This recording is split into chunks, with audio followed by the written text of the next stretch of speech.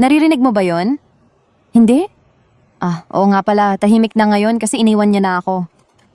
Magmatcha na lang tayo. Bitter parang ako. Halwan ng mainit na tubig. Kasing init ng aming pagmamahalan noon. Dagdagan ng bitterness kung kulang sa pakiramdam.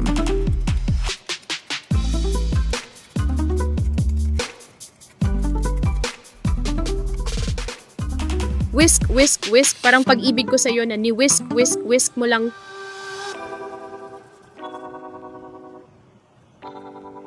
Maglagay ng yelo sa isang baso para malamig tulad ng trato niya sa akin.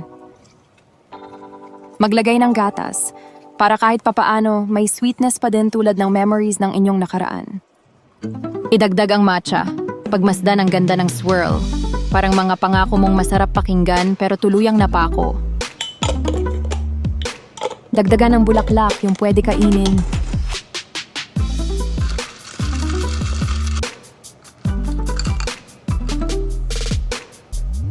Lagyan ng honey para kahit sa inumin meron ka pa din honey.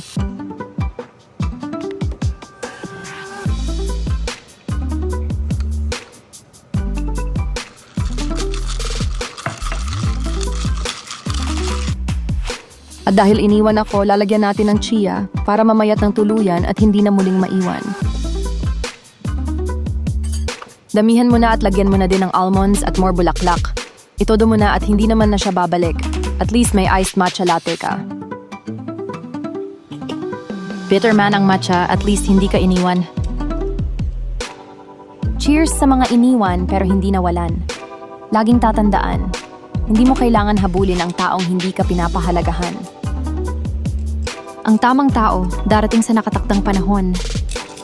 Ang tunay na pag-ibig hindi pinipilit, hindi nagmamakaawa, kaya wag kang atat.